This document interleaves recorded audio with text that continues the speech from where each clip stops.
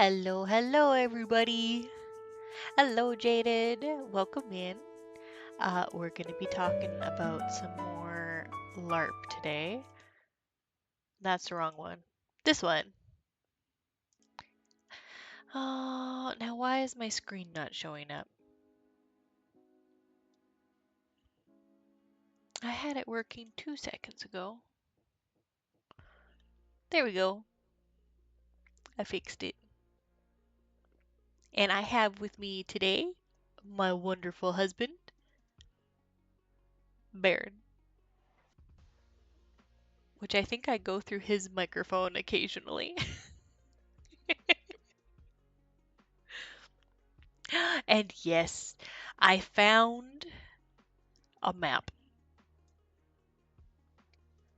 So I can kind of show you guys the layout and stuff. So yes, everybody come in, get cozy. I also have a journal that I filled out. I need a bigger desk apparently. There we go. And I got a journal that I filled out that has all my notes from game. So hopefully I will stay in order this time and I won't be so flip-floppy back around. And then I won't miss anything. But just in case I do, Baron can be like, no, this also happened. What the heck you talking about? But yeah, so first things first, I got a map. We can zoom in over here. I put a little dragon on Dragon Camp. So that's where Sithis sets up the big tents and everything. And then we have a nice clear view of the town, which is down here. Which doesn't look that far away on the map. But when you have to run back and forth between town and Dragon Camp, it feels like a really long way. And then the big fort is this one over here. And then Trauma Quest last time happened up at these 3 little buildings. That's also where the Hell Portal is, I'm pretty sure. But yeah, I got a fancy little map that I can now point to. If I can... Close enough. So yes, where to start? Right. So we were late driving in Friday. So we missed the first bit of what was going on. I think it had something to do with like cats of some sort. Big mean cats that would scream people's names. So I'm not sure what that was all about, but we just kind of missed it. We kind of rolled into camp, and I was amazed that plot camp was still open because it was 1 o'clock in the morning. So I basically bookered over there and grabbed our characters and was just like, hey, we're now in game, let's go. Hello, Ren. Welcome in. I hope you're doing okay this evening. But yeah, so we had rolled in, it was like 1 o'clock in the morning, I'm pretty sure. And tired as heck. So we basically curled up and went straight to, well, no, actually, Baron got sidetracked because you didn't come to bed right away. You, like, hopped out of the vehicle and they were like, yo, Thade, there's someone here to see you. Uh, So yeah, I'm not sure what fully happened with all that. Yeah, so the Jackal tribe was out and about, and their shaman had shown up to visit us, but he was in an undead state, so the only thing that could fix him up was um, necromancy infliction magic. So, being the town necromancer, I helped him out by giving him some undead healing. Hmm. Okay. And then I think I do have notes about that. Uh, yeah, and then after you healed him up, didn't he like go back to like their home and then he got downed again? Yeah, I think like a cat must have got him. Oh, They're yes. like a they're like a displacer beast basically, but Oh, shoot people and stuff. like the phase cats in Final Fantasy? Is that what they are? Yeah, something like that.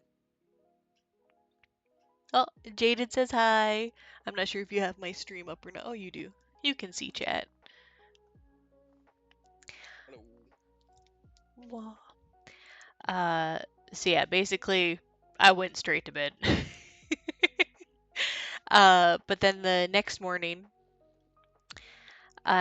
that's when I started my note taking, and I did try and get some notes from the day before. So what we missed was the local gossip was saying that there hasn't been much that was happening, but the undead seem to have increased in number and appear to be getting stronger. Uh,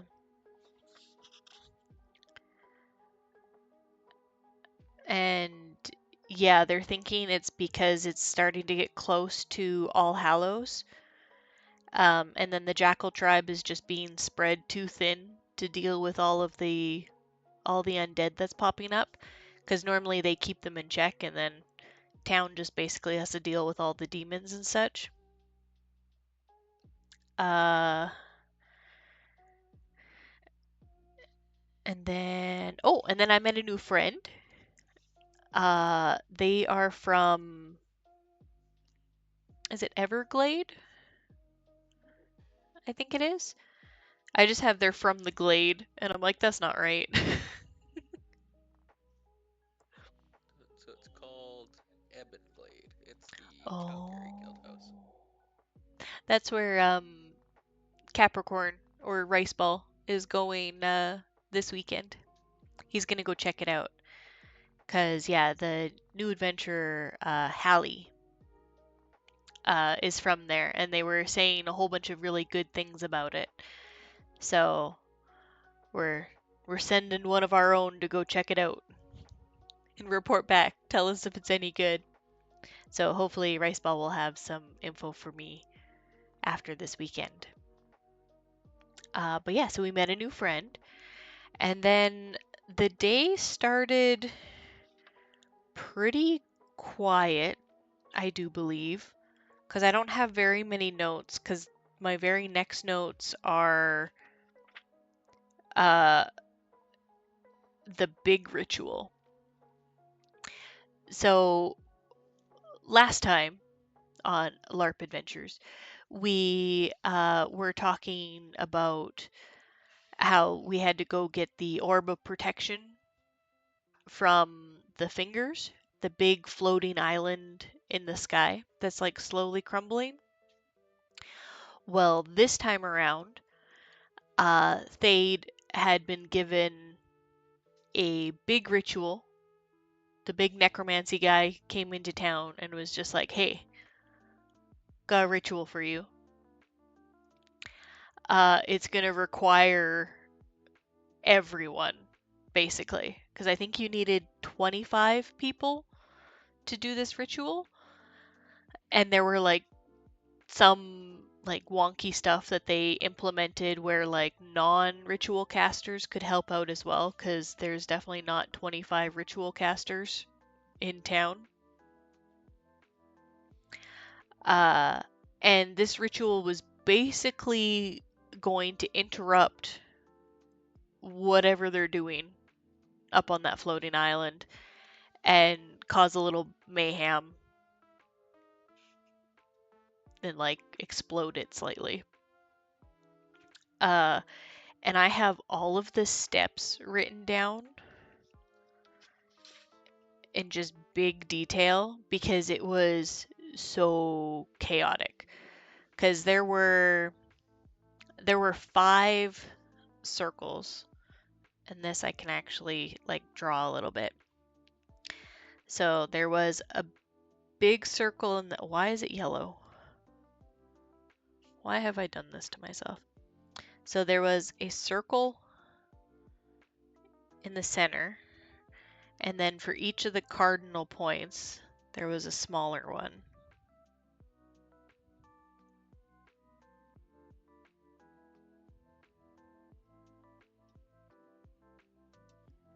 And basically, we all had to do, so the big one, number 1, uh, was kind of like the biggest one. So that's where Thade was and some of the other big ritual casters. And they basically had to make sure that everything succeeded. They gave the cues and everything for all the other circles from the middle one. And then there was the second, the third, the fourth, and the fifth circle. And I was part of number 3. So this is where I'm going to need a little bit of Baron's help because I know, I think it was,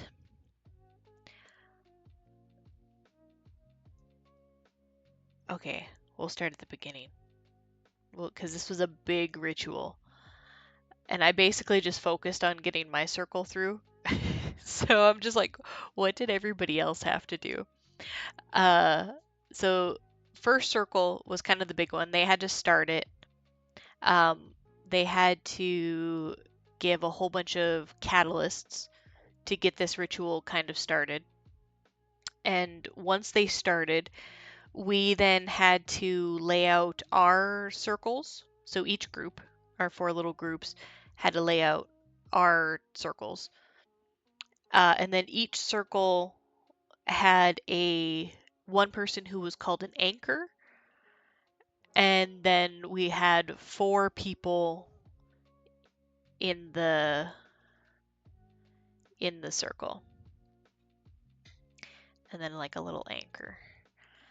Uh, and I know my group number 3, was basically the magic casters. So we had to have 4 people who could cast magic. And after we laid out our circle, and we chanted our little, uh, thy ground is set, thy mind is ready, thy body is prepped for ritual 3. We basically had to just pelt our anchor, who had to stand in the center, with little wisps while saying, "With this mana I bind you," every 30 seconds. So we basically counted to 25, and then it took us like each a second to like get a wisp, chuck it at them, say our line, and then start counting again. And we had to do that over and over and over again. And then each of the other circles was doing something similar. And I want to say group number 2 was the physical beatings. And then another group was they had to tie their anchor with string. And then I think the 5th group was they had to splash water on theirs. Uh, and then after we did that for a bit, then the anchors would have to run to the next circle. And they had 30 seconds, I think, to do so. But they basically had a booker over there, stand in the middle of that circle, and then either be beaten with sticks or tied up with strings or splashed with water. And then that would proceed until they ran all the way around, and then we got our anchor back. And then once we got our anchor back, that was when we had to basically wait for our code phrase, where our anchor then picked up their hoop that they had to stand in, and they'd have to go to the center, and they had to place their hoop around somebody in the center and then stand outside. And while they did that, the rest of us, the four of us, had to all sit back to back with like our backs together in the circle, and we just had to kind of sit there. And then we had to wait for Thade to call for the collapse of Circle 3. And then once we did that, we had to gather up our rope, which was our magic circle. And then we'd have to go to the second, or to the first, and kind of stand outside of it. So then all of us were slowly accumulating outside this circle one till we made a big circle around it. Uh, and then from there, the only part that I really know and I had written down was that we just had to basically pass a ball between us until given further direction. And then I know at one point after we passed the ball, then we all had to chuck our spell packets at Thade. And I think we were supposed to, he said later, we were all supposed to chuck 5 spell packets. So we got a lot of black stones for that. Because the fun thing about rituals is that if you don't do them correctly, uh, you get different color stones added to a bag. So you have your white stones, which are passes. So that's a succeed. Uh, Black stones are just a failure. And then red stones are a catastrophic failure. So, like, not only does the ritual fail, but you have a backlash with it.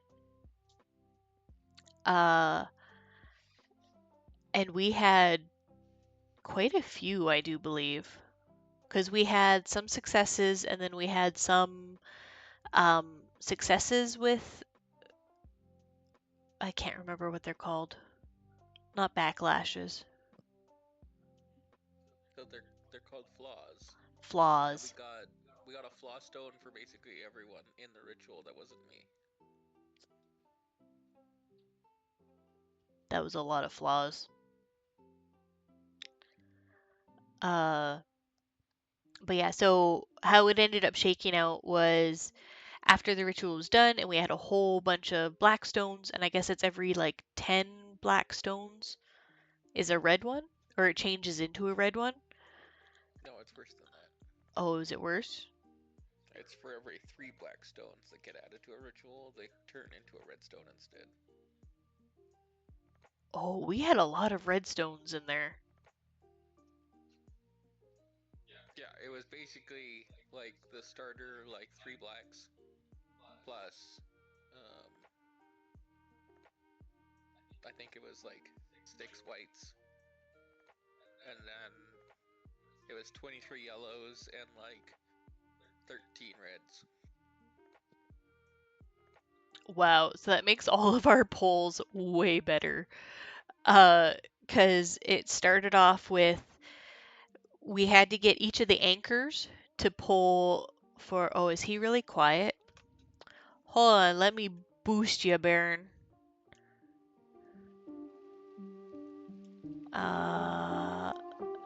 If I do that, and then I'll turn this down a little bit. Okay, Say something. Something. Something. Is he louder now?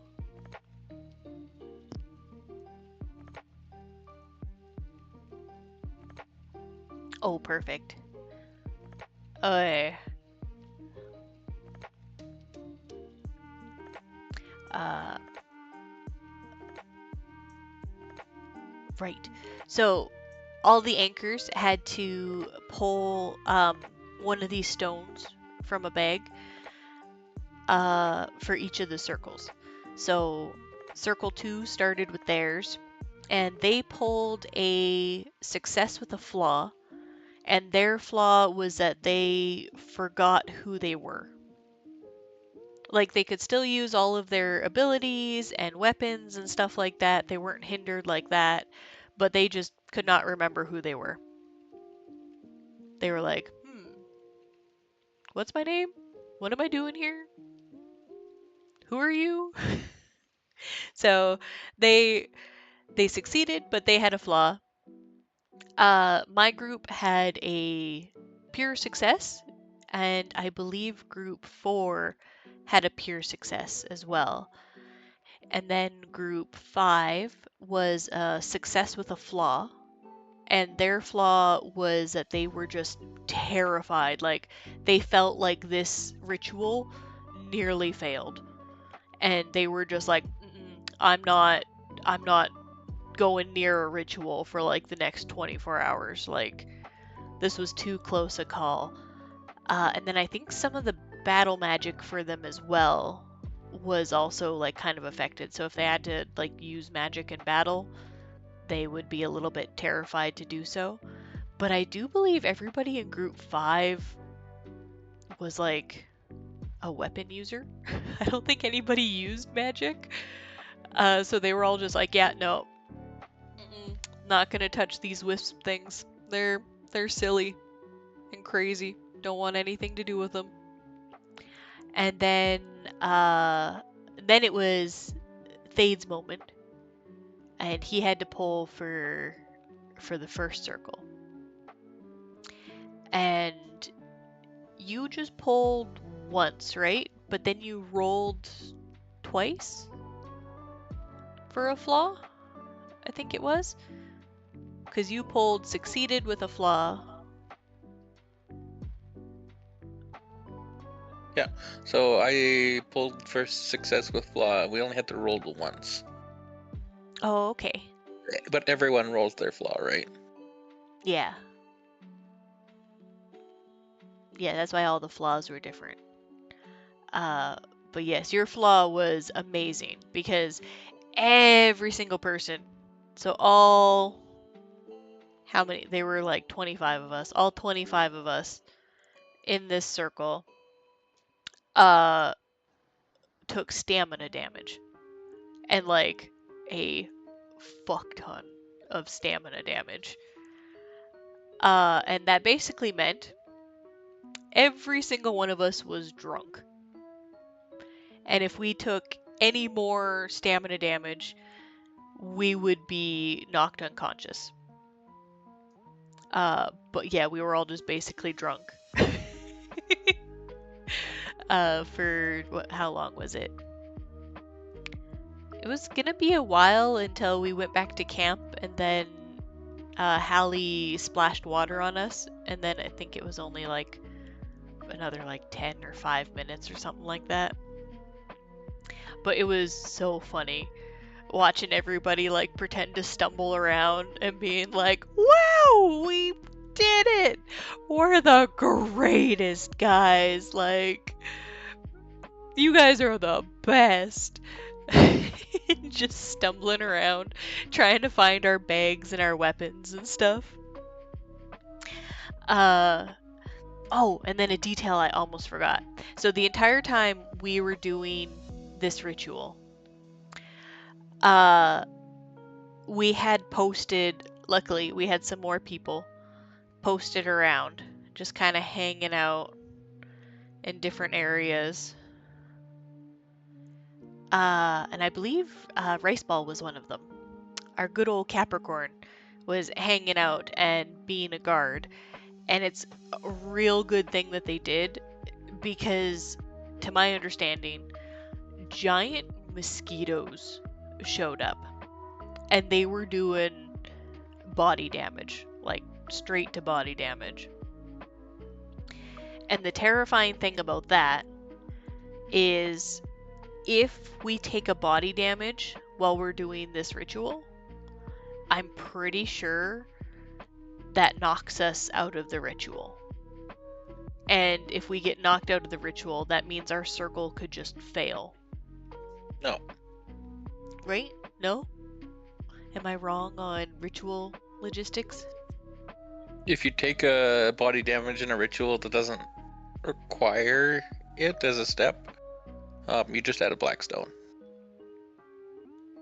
for every damage. Oh, but that would have been bad, because weren't the mosquitoes doing stupid damage? Just 2, but they could latch on and continue doing 2. Yeah, but that's still like 2 black stones per hit, pretty much. And if they would have latched on to someone like poor little Lilliana, who has like 9 health and a dream when she starts game, heaven forbid I'm ever at full health for a whole game. Like, I think this was the longest I lasted, and it's because we literally woke up and then proceeded to do a giant ritual. And so she didn't have time to go get damaged. But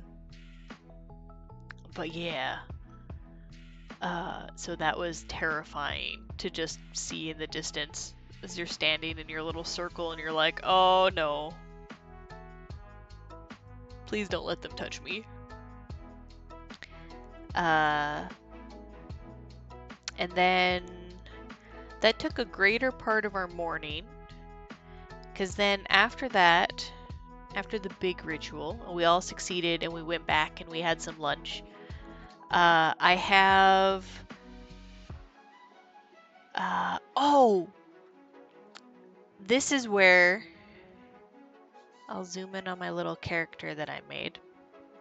You'll see I have an interesting addition to my picture. So, after we succeeded in the ritual, I think if I recall, like a big wave of like magical energy shot up and it like hit the island, and then the island like kind of like shook and parts were like breaking off, and it definitely wasn't like destroyed, but we definitely fucked something up. So then as we were eating lunch and just kind of finishing up lunch,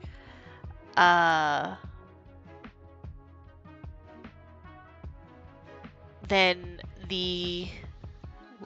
they're called the Servid, I think. I don't know if that's with a C or with an S. Is it like Servid as in they are in service to something? No, Servid is with a C, I'm pretty sure. Ah, it is with a C. Okay. So the Servid, which are the crazy people from the fingers, decided to stroll into town, and because we fucked their shit up, they were like, we're gonna kick your teeth in. How dare you wreck our place? And they very much did kick a lot of teeth in. I think I saw lots of people going down, lots of battling going on.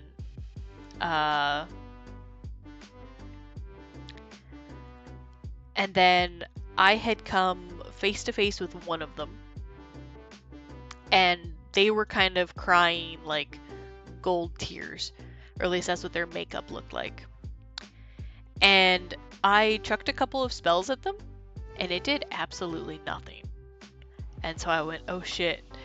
And I was trying to run one way, and then that didn't work. So I was like, you know what? Maybe if I run far enough away from the battle, they'll give up, and they'll leave me alone. that was not the case at all. Because apparently, the one who was chasing me is known to not give up the chase. They may or may not also be the guild owner for this particular guild. So I was running for my little life, and they would not stop chasing me.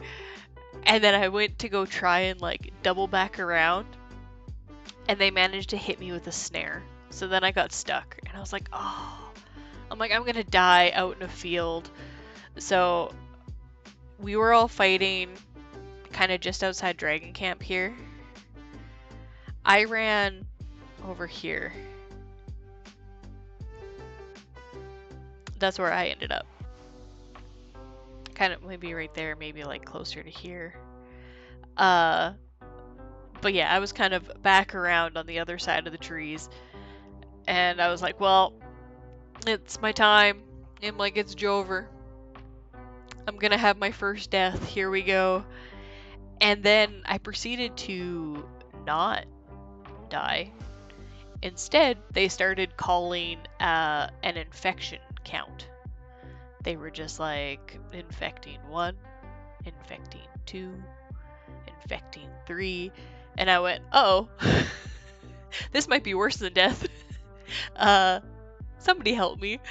And then that is when Capricorn rounded the corner and proceeded to come and try and help me, but proceeded to be snoozed right away.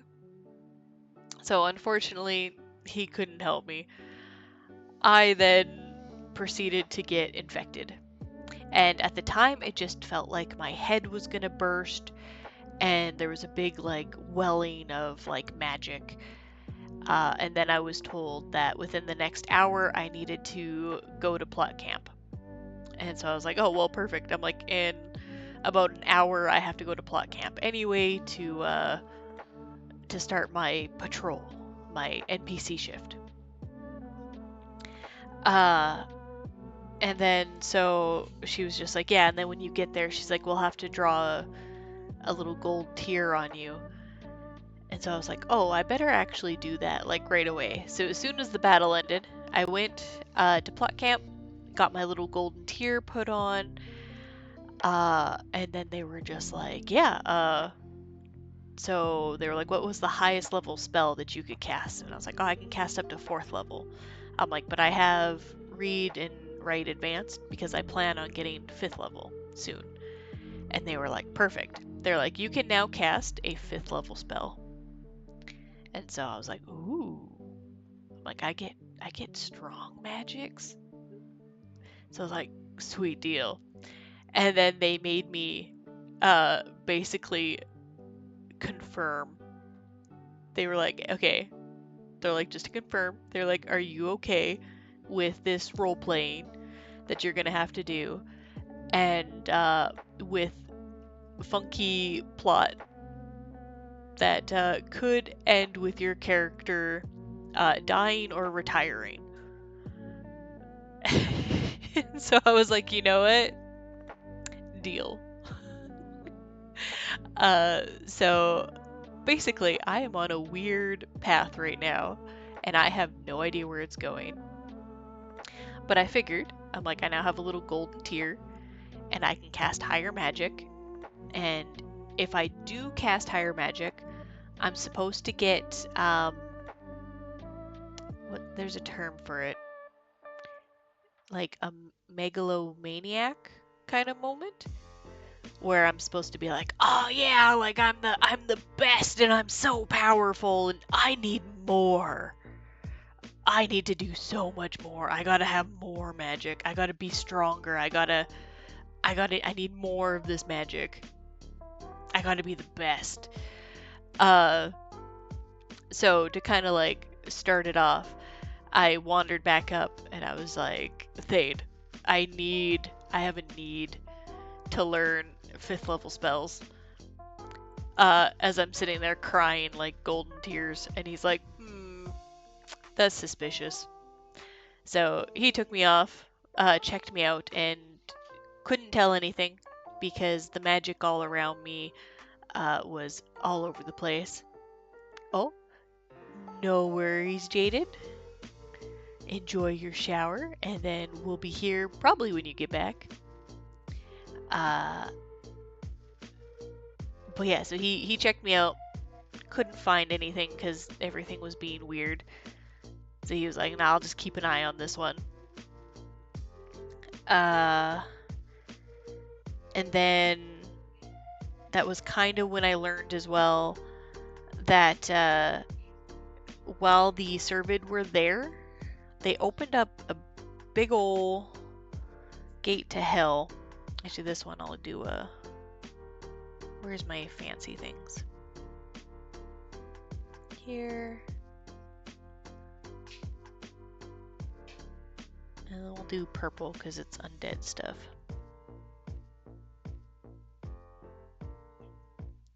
There is a big ol' gate to basically like the undead realm and some other places. Like I think it opens up to a couple of different places. Uh, right outside Dragon Camp, pretty much, just in the trees. Uh, and then yeah, and then it was my NPC shift, and I think this was the point where I had the most fun during game. Because it started off with the Fae party. So one person in Dragon Camp, Tegan, follows a small purple dragon that basically is like connected to the Fae and stuff like that. So Tegan was going to have a big old like tea party and just big old Fae party for her pathway stuff, I'm pretty sure. With the Fae of the Summer Court. So it was going to be the king of the Summer Court, and then like some of the nobles and stuff like that. And because I was on NPC shift at that time, I got to be what was called a boggle. And basically, it was I had blue stripies. Oh, give me a bigger pen. I had blue stripies on my face and big ol' black circles around my eyes. So I was a boggle. And boggles, for hierarchy, are like servants, basically. Servants or like below servants.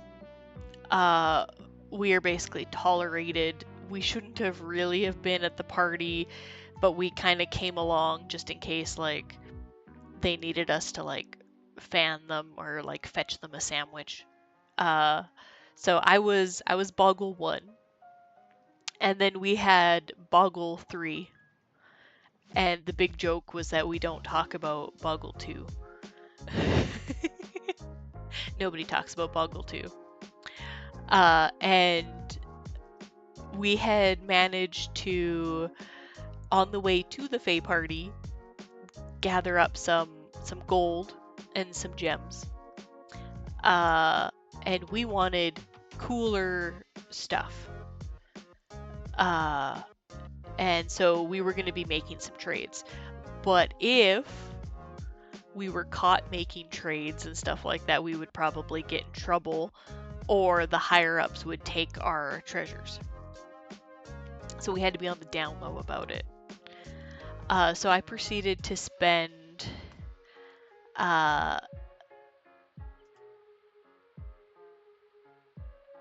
I proceeded to spend basically my entire time trying to make these trades.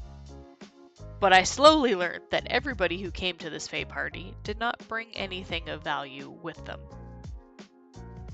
unfortunately. So I was having a hell of a time making trades. But what ended up happening was another part of the party that came around with the Fae was a red cap. And the red cap just was like full of like bloodlust and was bored and stuff like that, but he was higher up on the hierarchy than me. And there was one point where he came around and he was saying that he was bored. And so my little boggle was just like, oh, well, like, what would make it better? And he'd be like, oh, like, maybe an arm or two, or like a leg.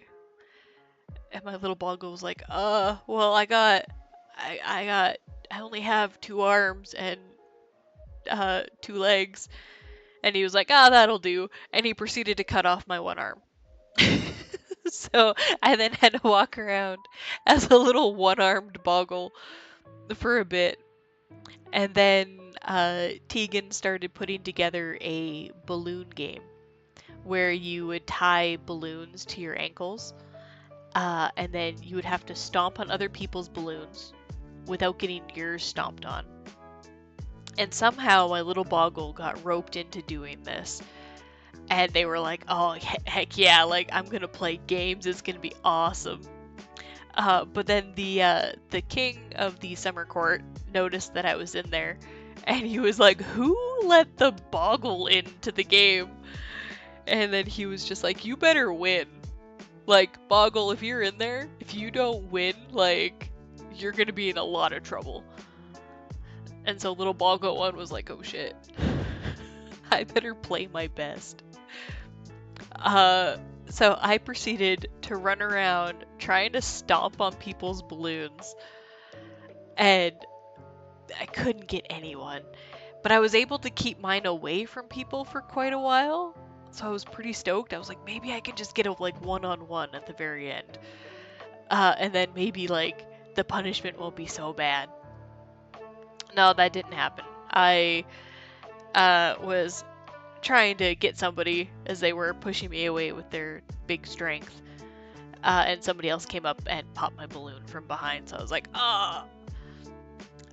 proceeded to then be picked up by the scruff by the red cap and tossed in front of the king. King was very displeased that I lost, and he basically was just like, hey, you random adventurer, I will grant you a small favor, which is like a big thing among the Fae, to murder the fuck out of this boggle. And so I basically just had to be murdered. Wandered back to plot camp and was just like, yeah, I'm back. And he was like, what happened? Like, how are you dead already? And I was like, Boggle 1 was caught playing games when they shouldn't be playing games and proceeded to not play games very well. So, the king murdered me for it. So then I got sent back out as Boggle 5. And Boggle 5 got more stuff to try and trade and shift around. And I basically popped up. And I think I was in the middle of making a trade when one of the higher ups, not the king, but one of the higher Faes, was just like, hey, a Boggle, you see that random adventurer over there? And it was like, yeah. She was like, yeah, you have to do everything he says. And so little Boggle 5 was like, I'm on it. Let's go. Run up to this random adventurer, and I'm like, okay, hey, I'm supposed to do whatever you want me to. And he was like, cool, we're about to play another game. And I was like, oh no. Like, not another game. I'm having flashbacks from a different life. And he was like, you're gonna join in. And I was like, oh, okay. And he's like, you're gonna need like a sword and stuff. So they took my claws and they gave me this big ass sword. And I was like, okay. And then, of course, the Fae really wanted me to win because I was the only Fae in this game. And so they proceeded to boost me One of them gave me like extra fire damage and stuff like that. So I was like, okay, cool. And then the whole point of this game was you could move while you were attacking someone and while you were being attacked. But you'd be disqualified if you moved while none of that was happening. So, like, you couldn't move around while other people were fighting. But you'd basically get one swing to try and hit somebody. And then once you attack somebody, then it was their turn. They could move around a little bit and try and hit someone. So it was like fighting statues, almost. And surprisingly, people were going down pretty quickly, and then a couple people lasted a bit.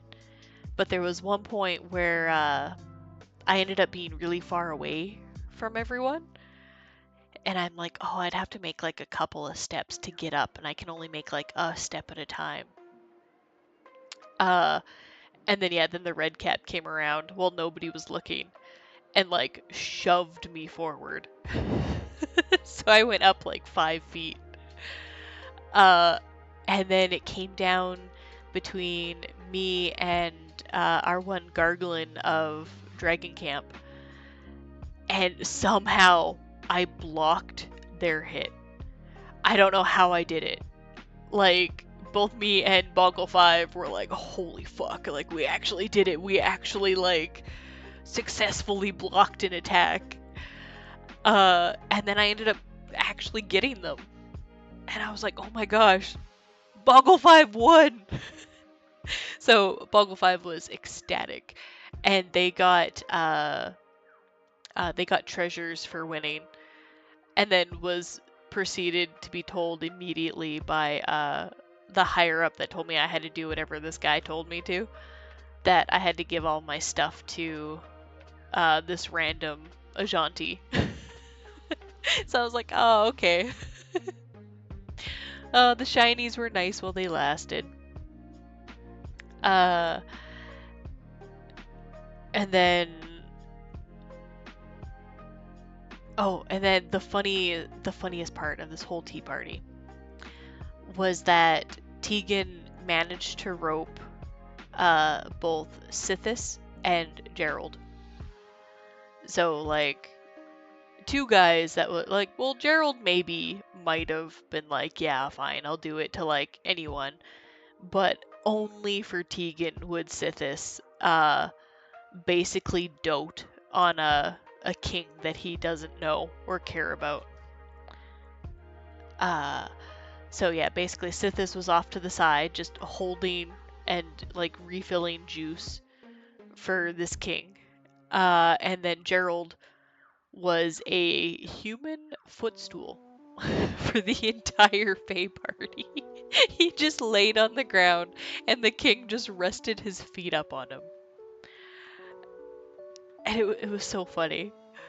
But yeah, I had learned most of it afterwards that, like, that's what happened for, like, the whole thing. Because, like, as little Boggle, I was trying to not be by the king for the whole place. And then, yeah, I think the tea party was a big success. Because, like, Tegan seemed really happy about it, and, like, the Fae King seemed pretty happy with what had happened. So I'm hoping that that progressed her along her pathway. So that'll be interesting to see. And then, yeah, then we got back, got cleaned up, and then we went out as Hellhounds. For, you know, regular, basically regular demon and Hellhound shenanigans. Just a group of us strolled in, tried to murder people, didn't work very good, got sent back. And then the next one, I love this next one for my NPC mod. I gotta be a baby fire elemental. So to my understanding, the people of the town needed something from the plane of fire. so they had to go through a portal to the plane of fire. And there was a whole bunch of us little baby elementals, just kind of toddling about, doing little fire things. And then I think there was two bigger ones, and then there was like kind of one like big, like kind of like the big king elemental.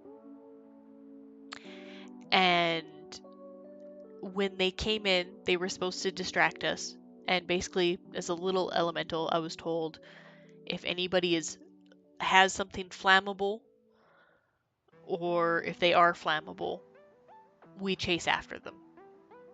Just kind of slowly toddle along after them, try and grab on. Basically, we're there to like swarm, and just if they don't lead us away, we swarm them in our lair, and we're just never ending. Pop back up, do a constant like 3 fire damage, and it was so fun. Just chasing around people, because they would have these sticks, which were basically poodle noodles, and we would have to like grab onto them or like try and get them. And so like some people would like dangle them above our heads, and we'd have to like jump, and sometimes they would just trail along and we would just latch onto the stick and they would lead us around like little puppies. And then there was one point where Sithis came in and he started dousing himself in like alcohol. So all of us baby fire elementals were like, oh, yeah, we want that one. But he has like so many resistances and stuff that I'm pretty sure if we were doing anything at all, it was like 1 damage at most. Like, I'm pretty sure he wasn't feeling it at all, but he was putting on theatrics and everything of like, oh god, it burns, and like falling to his knees as we're just like wailing on him. And just, yeah, it was so fun. But yeah, definitely almost lost my voice after that one, because I just had to say like 3 magic fire, 3 magic fire, 3 magic fire. It was like, oh, I need to I need to stop talking for a minute. And then let's see. And then I think that was the last one of my NPC shift. Yeah,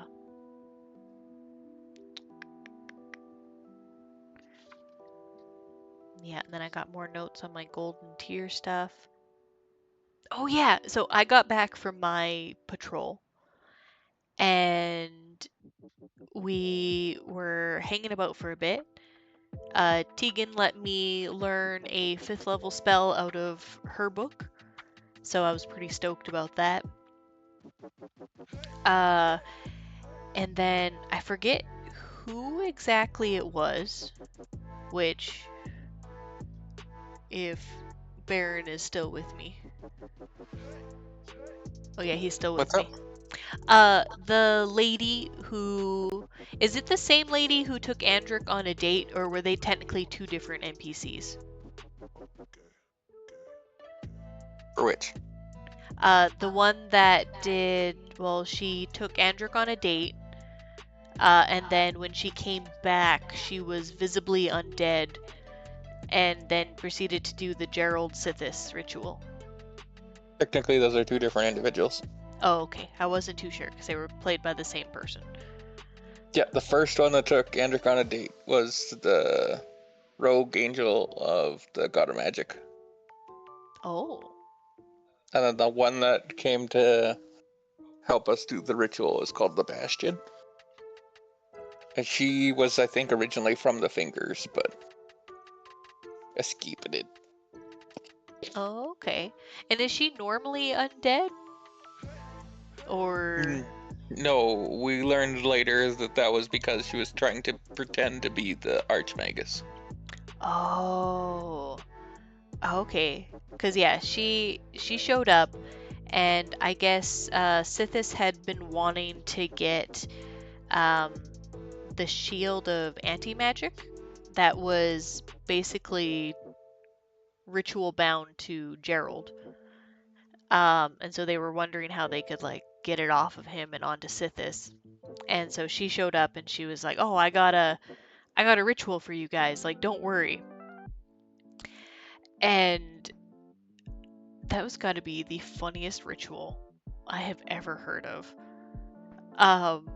Because like it was literally like, okay, you guys gotta like stand in the ritual circle.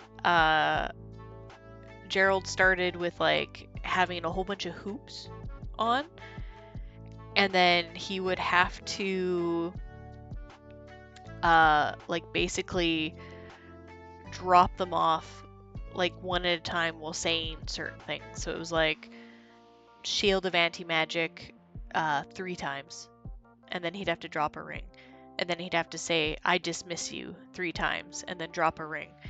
And then after all of the rings were on the floor, he'd have to hold hands with Sithis, and then they'd have to like turn and look at each other. And so all of us who were like kind of watching were just like, oh yeah, this is a great like fanfic that's going on right now, like perfect. We're like, this doesn't end in a kiss, like we're gonna be sad. Spoilers, it did not end in a kiss, but they did have to hold hands. And then like yeah, it was, oh, he had to then like say that he transfers his shield of anti-magic to Sithis, and then Sithis would have to be like, I receive this shield of anti-magic. And they had to do that like several times. And then they had to transfer their armor between them. So like luckily they practiced beforehand, because then they had to figure out like what kind of like armor to wear that they could easily transfer between each other. And then this is when things got really confusing in the ritual, because then after they swapped the armor, because Thade was helping them, he had to say like, I'm sorry, but the shield of anti-magic belongs to Gerald, as he was like swapping their armor. And then after they got their armor swapped, then Sithis had to basically turn to Gerald and say to him, I am Gerald, and I reclaim the shield of magic. And then he had to like pick up a hoop, and then Gerald had to then turn to like Sithis and be like, "Hi, Gerald, I'm Sithis," and they proceeded to do that like for so long. And then they all basically had to like do a blood pact where they all like cut open their hands and like had to hold the rings. And they ended up, I think it was a success, but like for the next hour, both Gerald and Sithis had to like swap names. So Sithis had to be Gerald for an hour and vice versa. Like it was so funny to be like, okay, if I need Gerald, I have to yell for Sithis, and if I need Sithis, I have to yell for Gerald. And if they responded to their own name, then I think it like, I don't know if it just outright like messed up the ritual, like failed it, or if it like lessened it or something. But it was going to be bad if they did not respond to the proper name. So yeah, it was just so funny for the next little bit. Oh yeah, here we go. Here's my notes. So I said the ritual was a success with a flaw, and everybody who was watching and involved in the ritual, so basically a whole bunch of us, because we were getting a kick out of the practice time fan fiction, we all gathered in the tent to watch this ritual. All of us got dropped into like a void. It was just pure darkness. We couldn't see anything. And then there was a voice that like kind of was just like, hey, you're not supposed to be here yet. Here, let us help you. we can either pay for your carriage, you can have some of our food, or we can make a map for you. And they're like, you get to choose one, and that's for the whole group. So the whole group has to decide on one. And so we all decided, we were like, let's do the carriage. Like, we would like a carriage out of here. And then basically, we were all scooped up into this carriage and proceeded to then have to walk, like out of game, walk to a different magic circle, another ritual circle, which ended up being the Roland Knights, the God followers in town. So yeah, the thing so it was a success with a flaw, but the reason we had to do this was because of the Discord catalyst we used to end the ritual early. Oh. So this was a Discord effect. That's what the carriage ride was about. Oh, okay. And in getting transferred to a different ritual circle in the area is the effect. Also, getting that Discord effect also negated the flaw in the ritual. Oh, okay. So that means it was basically like a success. We just got teleported up to a different circle. Yes. Okay.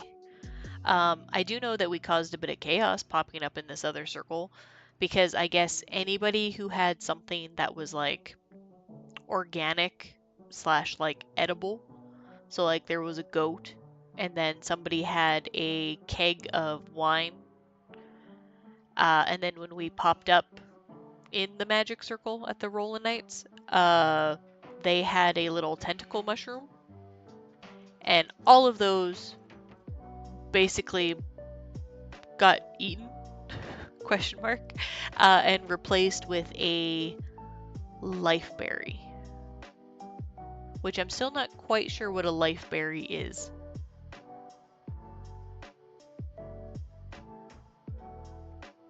So a life berry is basically a once ever life effect. Typically it's an item. Oh. So yeah, if they had thought about it, they could have come to me and I could have made it twice ever. I gotta remember that if I ever stumble upon a life berry, I should get you to double it for me. That'd be so handy. But yeah, after that, I'm trying to think, because I think my next notes are about...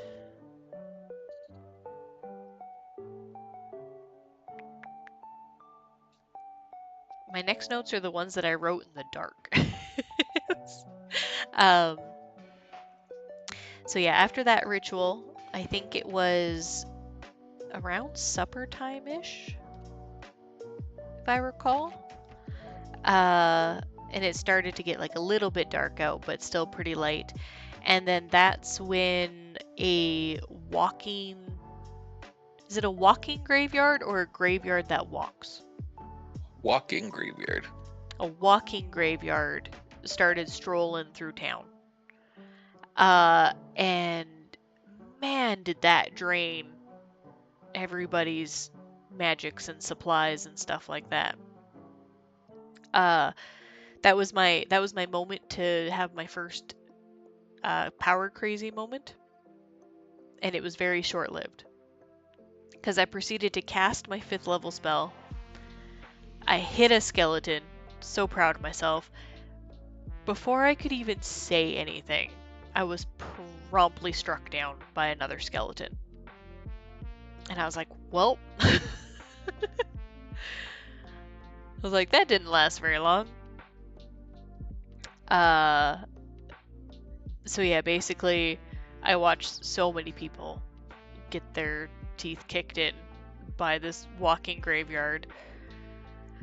And because like basically it was like a big like mound, I guess. And then like little skeletons and like zombie things would pop off of it. and like wander around. Uh, and it was a bad time. And then, yeah, I think after that, I realized that I pushed myself a bit too hard because I was having too much fun with everything and forgot that I am currently legally disabled. And I just had to lay down. I was like, I can't. I'm like, I need to lay down at least for a little bit. And I was like, maybe I'll be able to get back up later and do some stuff. Spoiler alert, I could not. I laid down and I was like, I'm down. But while I was down, I did listen to a lot of very interesting things. And I did try and like write some of it down in the dark. So you'll have to bear with me as I read my notes. So as I was laying down, Breaker was dead, but he got suspended. So basically, the same thing that happened with Capricorn, the first game, I think it was, where he was just basically like in a chair and like he was technically dying, but wasn't at risk of dying, and we could life him later. And I think it was Tegan had a life that she could use on him, but she just had to wait a bit for it. And so he was just basically dead in a chair. And as he was dead in a chair, one of the Fey nobles popped up and was just like, well, what is this shit? Like, how am I supposed to get him to do things for me if he's dead? And so he basically, I can't remember who it was, but he was just basically like, okay, he's like, because he's getting revived in a bit, he's like, give him this letter, and he's like, tell him that one of his favors, will kind of be like done or like used up if he does it. And he needs to go find the other beard washer. And so I was like, beard washer? What the heck is going? I still don't fully know that story. I'll have to have Breaker on here maybe one day to tell me what his deal with the Fae is. 'Cause yeah, I guess he was doing laundry for the Fae earlier, and then this time he had a letter that he needed to deliver to the other beard washer. Uh, and then I know that after he did that, he did come back with like a dwarven eyeball, like that was like still wet. And so we were like, what are you doing? And he's like, I don't know. So yeah, I gotta figure out where that goes. And then what else happened? The dragons of Dragon Camp. So Sithis and Thade and Andric. And then I think Capricorn. Yeah, Capricorn went with them. And so did Twig and Breaker. Was that everybody who went on this one? I'm not sure what exactly they did. I just know that the whole group of them left camp because somebody had another like dragon knight had shown up and was just like, yeah, I need the dragons to all like come with me. People who are not like following dragons, you have to stay behind. It's only for dragon followers only. So at that time, I still wasn't fully following a dragon, and I was also dead in bed, so I was like, nah, can't do it. As much as I want to go see where this goes, I'm like, I can't do it. But I do know that I heard them come back, and then they were struggling to like figure out where to put something. And I was like, huh. I'm like, well, I guess I'll see that in the morning. And like 2 seconds into them being back and being like, okay, this is where we should like put this thing. I just hear from like the distance that Capricorn's been eaten by a whale. And I was like, excuse me? I'm like, was Capricorn not just with the dragons? Like, how are they over here setting something up and he's being eaten? And he's being eaten by a whale. To make it better, it was an astral whale. So yes. So from what Riceball has told me, was they basically got back from their dragon quest, and people were like, "Oh, there's an astral like space whale that's floating through town." And so Capricorn went, "Oh, space! That's what my dragon's all about. Let's go!"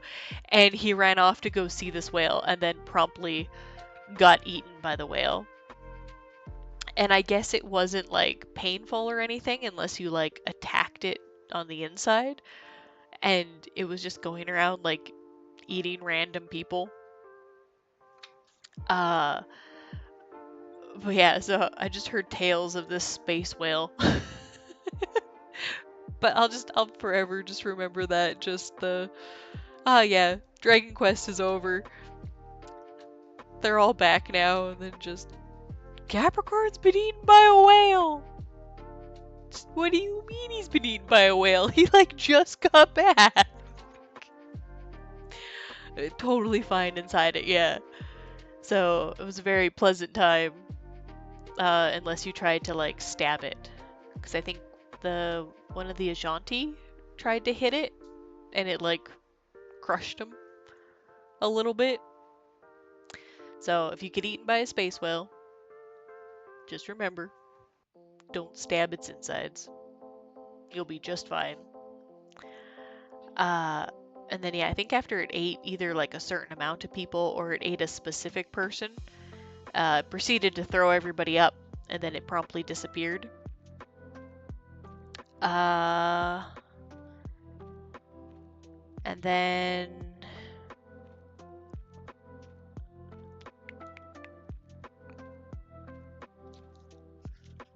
what else happened? Oh, and then I guess kobolds also strolled through town while I was napping, and they were exploding all over the place. Uh, and then something else happened too, but I don't think I wrote it down. Oh, I think there was more cats. Because I think Thade and Twig were saying that another cat had wandered through camp, but at that point I was out because I was sleepy at that point. And then yeah, and then I woke up, and we had to wake up a little bit early because we had to start packing. And we figured out that if we start packing before the end of game is called, we can leave at a relatively decent time and get back at a relatively decent time. So we kind of like were in game and packing up at the same time. What I did notice when I woke up is that we have another fancy pillar. Well, I say fancy, but it's very old. So somehow we now have 5 like pillars and totems in Dragon Camp, all for different things. And then, oh right, that was another thing that happened. Is that right before I was falling asleep, Thade and the one Dragonite were having a conversation, and I was super stealthy. They didn't know I was there. Well, Thade probably knew I was there, but the Dragonite didn't know I was there until he wanted to see Thade's pillar, and then they proceeded to shine a light right in my face. Then I was like, surprise! I'm just being stealthy here in this tent. Out of sight, out of mind. And yeah, so it sounds like Thade is now on his pathway. So he's gonna do all sorts of black dragon things and then end up fighting an angel at one point. But I think that's pretty far down the line. So hopefully he'll have great stories for us later. But he got started on his pathway.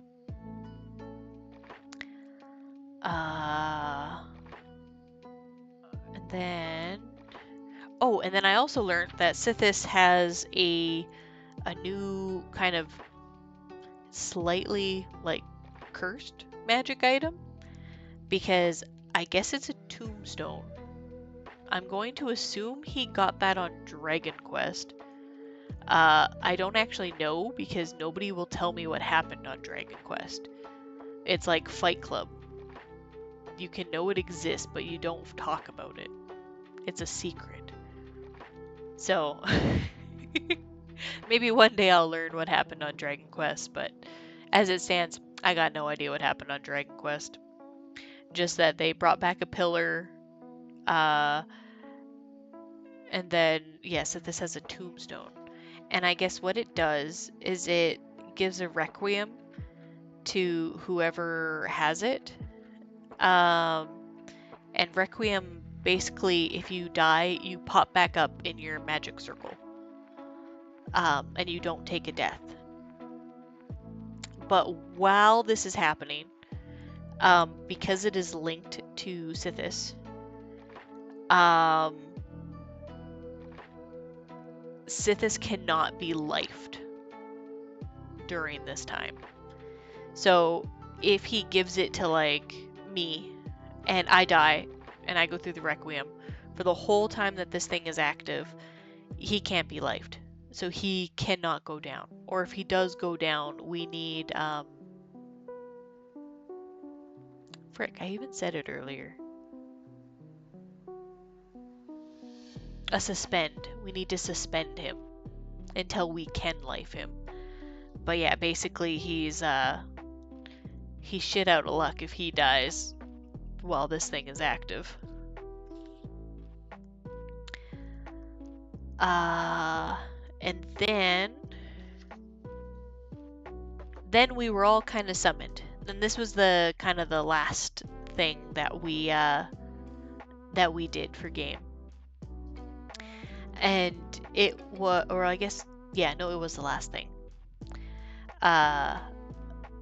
There was a lawyer who has something to do with like the nobles and the oh, what are they called? They're like the halflings with the sideburns. Hobblings. Hobblings. Yeah, so he's like a lawyer to like some hobblings, and like really like higher up, almost like nobility kind of hobblings. And I guess he was taken hostage, and so everybody was kind of summoned to go help. And it started off with we were gonna try and trick them because they asked for basically like a fuck ton amount of gold, and we were like, nobody's got that kind of money. Well, Sithis might have that kind of money, but like he just did an offering to Daddy Rathanok here recently, and so he probably doesn't have that amount of money anymore. So we, I guess, filled a bag full of chainmail, and we were gonna try and trick them into opening the door to get it. I don't think that worked. But we also found a battering ram, which I do believe that worked. I do believe I watched people pick it up and ram down a door. So that was fun to watch. But basically, the people that were holding him hostage were a whole bunch of bandits and goblins and hobblings, and they had all sorts of stuff. They had heals, they had blacksmiths, they had decapitates, they had body damage.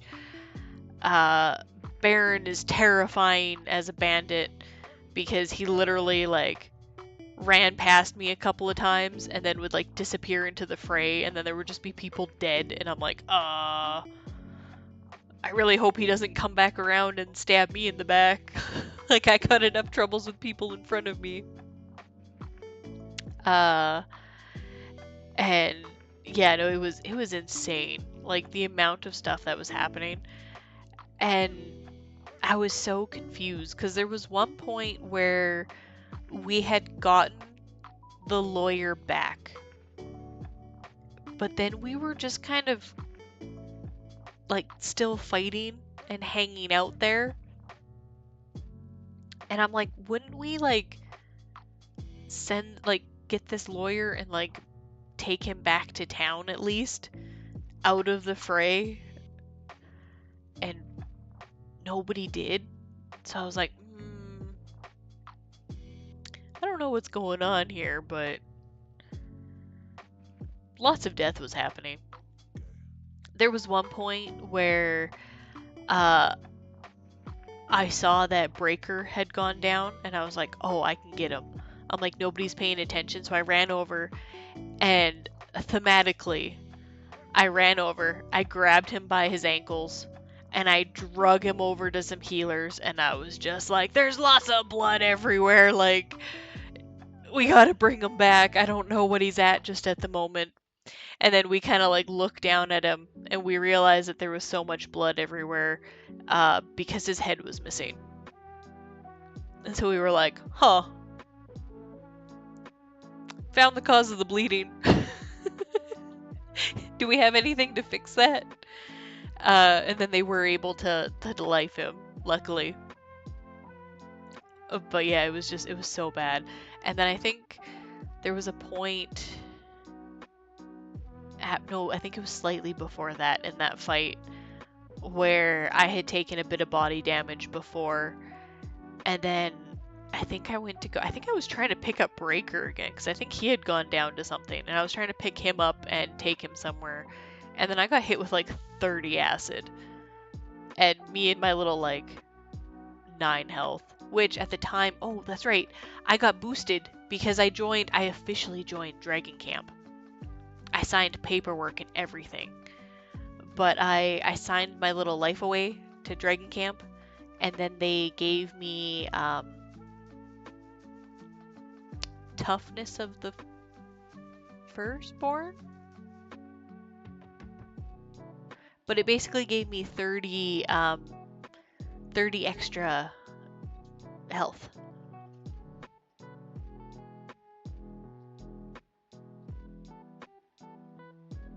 Were you gonna say something? No. Oh no. Okay, I just saw you blink. So I was like, oh. But yeah, so I got like 30 extra health before this fight, and let me tell you, that 30 extra health did not do me much good. Because I got hit with, I think 15 body damage at one point. Because I was trying to protect there was somebody trying to heal one of the new players that had come to town. And they were like right by a door getting like stabbed at. And so I was like, okay, I'll block, and I took about 15 body damage from that. And then yeah, I think I went to go pick up Breaker shortly after that, and then I just got like hit in the chest with like 30 acid, and I was like, well, down I go. But luckily they got me back up after that with just like I think a recover and stuff, and then I was just picking people up and getting them off the battlefield. But it was such a chaotic little shit show there at the end. And then yeah, we did all make it back to town. But to my understanding, a lot of people died in that fight. Like, a lot of people had to go through the res circle. And I'm not sure what the exact total was. But it did seem like a lot of people went down. And, like, we just didn't have... After the graveyard fight and that, there was just nothing that we really had. There was, like, no heals, no lives. It was a bad time. But the lawyer did say that he would compensate anybody who died, so hopefully everybody who did pass through the res circle managed to get their name to that lawyer.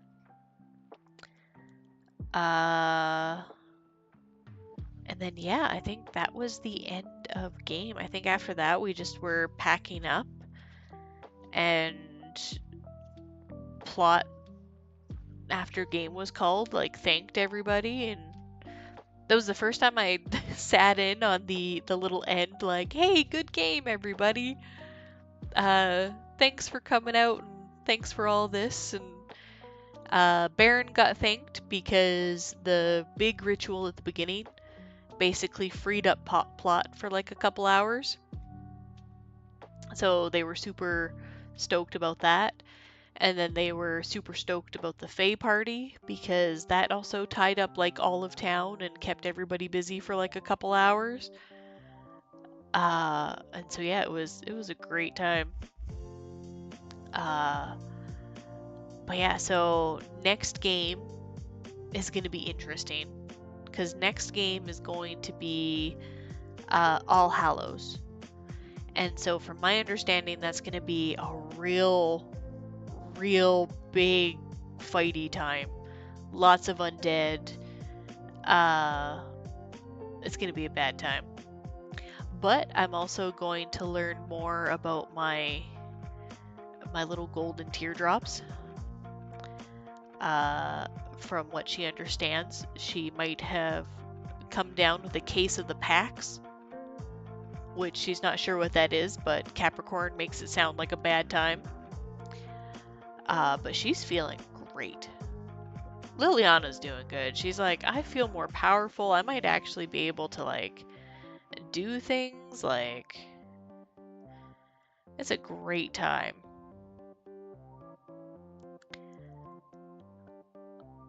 So she's been doing good. She's got higher spells now. Though I did have to email plot, so we'll see how that translates for next time. But yeah, I think that was all my adventures. Baron, did you have any other adventures to add? Or you think Not that anyone should know about. Yeah, because you were part of Dragon Quest, and no one will tell me what Dragon Quest was. Them and their secrets. But yeah, I think that's where we'll call it then. Just because I got no more stories, and it is late, and I haven't fully committed to the idea of doing late night streams yet. I think I have a poll on my Discord, and I think the last time I checked, let's see. The last time I checked, I think it was a pretty even split between things.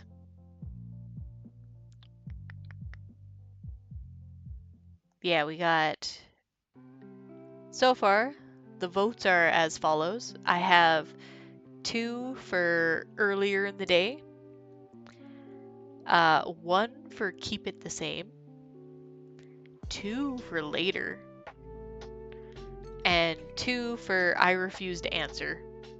Figure it out yourself. So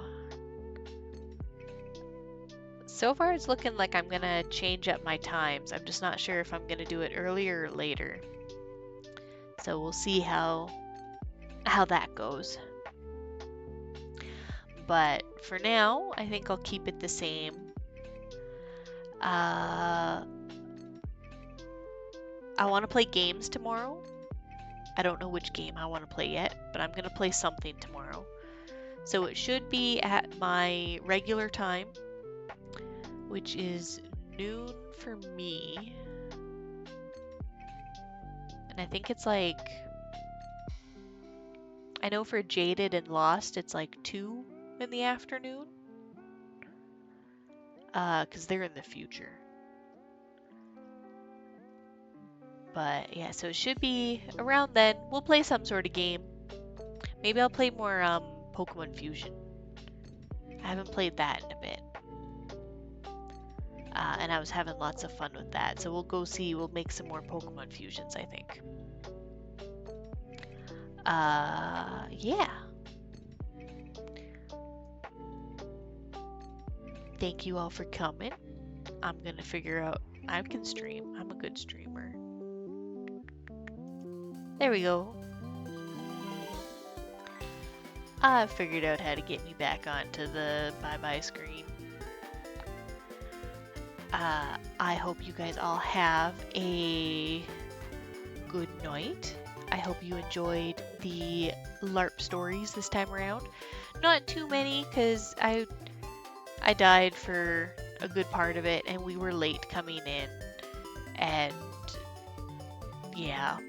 And then I had a very busy, like, most of the really exciting stuff happened on my NPC shift, so I wasn't aware on the other side. Good game. It was a good game. So I'm hoping I'll have lots more adventures for October. We will have the All Hallows event, so look forward to that. I will try and stream it closer to when we actually get back, instead of taking the whole week, but I have been not doing so good. I've been pretty impressed with my immune system for not making me hella sick, but I have been very tired and very out of it and not feeling the greatest. So, fingers crossed, All Hallows goes better and I don't get sick right afterwards. And I will see you all tomorrow for some Pokemon Fusion. Bye bye!